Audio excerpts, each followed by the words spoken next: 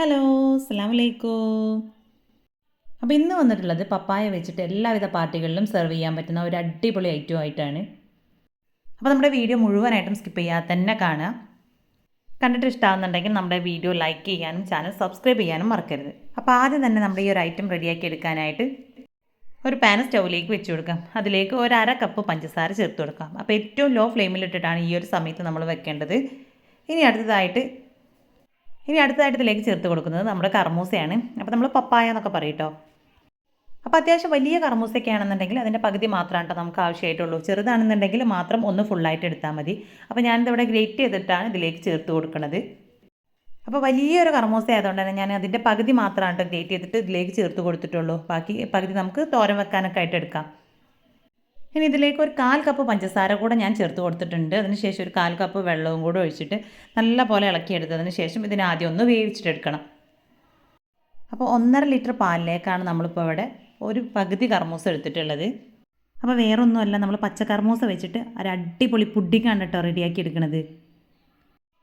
അപ്പോൾ അതൊരു 15 മിനിറ്റോളം നമ്മൾ ഒരു മീഡിയം ടു ഹൈ ഫ്ലെയിമിലിട്ടിട്ട് നമ്മുടെ ഈ ഒരു കർമൂസ നല്ലപോലെ ഒന്ന് വേവിച്ചെടുത്തിട്ടുണ്ട്.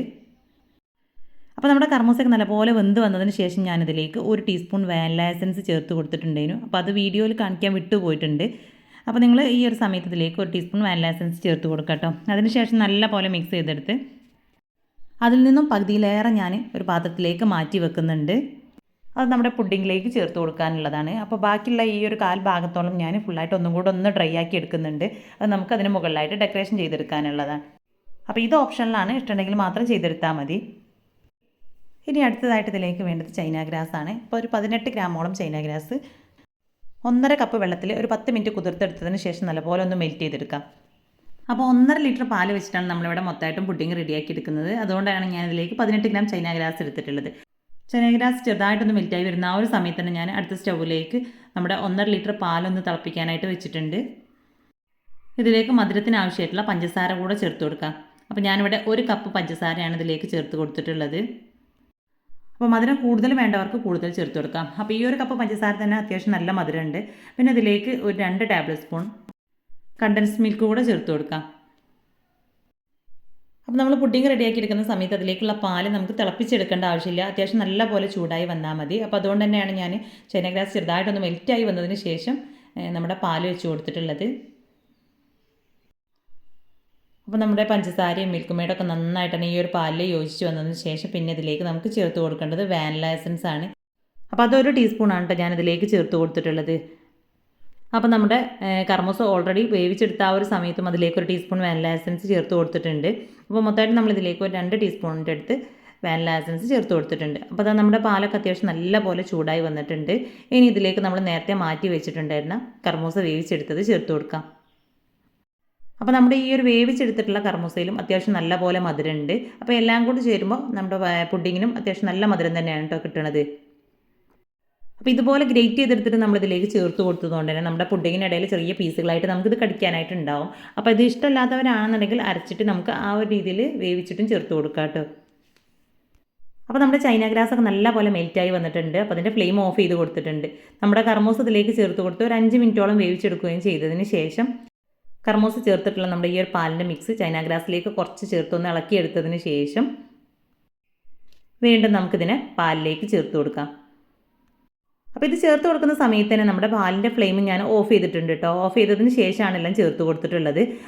ഇനി ഇതിനെ തിരിച്ച് നമ്മുടെ ഈ ഒരു പാലിലേക്ക് തന്നെ ഒഴിച്ച് മിക്സ് ചെയ്തെടുക്കാം. അപ്പോൾ കർമൂസ തന്നെ ഇതിൽ ചെറിയ ചെറിയ പീസുകളായിട്ട് കിടക്കുന്നതുകൊണ്ട് നമ്മുടെ ചൈന ഗ്രാസിന് ഇനി മെൽറ്റ് ആവാത്ത പീസുകൾ ഉണ്ടെങ്കിലും അരിച്ച് ചേർത്ത് കൊടുക്കേണ്ട ആവശ്യമൊന്നുമില്ല. നമ്മളിതിൽ ഇടയിൽ കടിക്കാനായിട്ട് കിട്ടുന്ന ആ ഒരു രീതിയിലുള്ള പുഡിങ്ങാണ് റെഡിയാക്കി എടുക്കുന്നത്. അപ്പോൾ കർമൂസയൊക്കെ നല്ലപോലെ വേവിച്ച് അരച്ചെടുത്തിട്ടൊക്കെ ഇതിലേക്ക് ചേർത്ത് കൊടുക്കുന്നവരാണെന്നുണ്ടെങ്കിൽ ഇതുപോലെ ഡയറക്റ്റായിട്ട് തന്നെ ചൈന ഗ്രാസ് ചേർത്ത് കൊടുക്കണമെന്നില്ല, അരിച്ചെടുത്തിട്ട് ചേർത്ത് കൊടുത്താലും മതി. അപ്പോൾ ചൈന ഗ്രാസൊക്കെ മുഴുവനായിട്ട് ഇതിലേക്ക് ചേർത്ത് കൊടുത്തതിന് ശേഷം നല്ലപോലെ ഒന്ന് മിക്സ് ചെയ്തെടുത്തിട്ടുണ്ട്. ഇനി ഇതിനെ നമുക്ക് പുഡിംഗ് ട്രേയിലേക്ക് ഒഴിച്ചു കൊടുക്കാം. അപ്പോൾ ഞാനിവിടെ മൊത്തം 3 പുഡിംഗ് ആയിട്ടാണ് റെഡിയാക്കി എടുത്തിട്ടുള്ളത്. അപ്പോൾ 1 ലിറ്റർ കൊള്ളുന്ന രീതിയിൽ വലിയൊരു പുഡിംഗ് ട്രേ എടുത്തിട്ടുണ്ട്. അപ്പോൾ അതിലേക്കും ചെറിയ 2 ട്രേയിലേക്കും കൂടെ ഒഴിച്ചു കൊടുക്കാം. അപ്പോൾ ആദ്യം ചെറിയ 2 ട്രേയിൽ ഒഴിച്ചു കൊടുത്തതിന് ശേഷം ബാക്കിയെല്ലാം ഞാൻ ഈ ഒരു പുഡിംഗ് ട്രേയിൽ ഒഴിച്ചു കൊടുക്കുകയാണ് ചെയ്തിട്ടുള്ളത്. അപ്പോൾ ഈ ഒരു പുഡിംഗ് ശരിക്കും നമ്മൾ ഒരു ഇളനീർ പുഡിങ്ങൊക്കെ കഴിക്കുന്ന ആ ഒരു ടേസ്റ്റാണുള്ളത്. ശരിക്കും നമ്മൾ കർമൂസ വെച്ചിട്ടാണ് ഈ ഒരു പുഡിംഗ് റെഡിയാക്കി എടുത്തിട്ടുള്ളത് എന്നൊന്നും മനസ്സിലാവില്ല കേട്ടോ. അത്രയ്ക്ക് നല്ല ഒരു ടേസ്റ്റാണ്. അപ്പോൾ ഇത് മുഴുവനായിട്ടും നമ്മൾ ഈ ഒരു പുഡിംഗ് മിക്സ് ട്രേയിലേക്ക് ഒഴിച്ച് കൊടുത്തതിന് ശേഷം അതിൻ്റെ മുകളിലുള്ള ഈ ഒരു ബബിൾസൊക്കെ ഒന്ന് നമുക്ക് പൊട്ടിച്ചു കൊടുക്കാം. ഇനി ഇത് കംപ്ലീറ്റ് ഒന്ന് ചൂടാറാനായിട്ട് മാറ്റി വെക്കണം. അപ്പോൾ ഏകദേശം ഒരു 1/4 ഭാഗത്തോളം നമ്മുടെ പുഡിംഗ് സെറ്റായി കഴിഞ്ഞിട്ടുണ്ടെങ്കിൽ നമ്മൾ നേരത്തെ ഡ്രൈ ആക്കി എടുത്തിട്ടുള്ള കർമൂസ് ഇതിന് മുകളിലായിട്ട് നമുക്ക് ഡെക്കറേറ്റ് ചെയ്തെടുക്കാം. ഡെക്കറേഷനൊക്കെ ഓരോരുത്തരുടെയും ഇഷ്ടത്തിനനുസരിച്ച് ചെയ്യാം. അപ്പോൾ ഞാനിതിൻ്റെ സൈഡിലൂടെ ആദ്യം നമ്മൾ ഗ്രേറ്റ് ചെയ്ത് വേവിച്ചെടുത്തിട്ടുള്ള ഈ ഒരു കർമൂസ് ഇട്ട് കൊടുക്കുകയാണ്. അതിനുശേഷം കുറച്ച് ചോക്ലേറ്റും കൂടെ വെച്ചിട്ടാണ് ഇത് ഡെക്കറേറ്റ് ചെയ്തെടുക്കുന്നത്.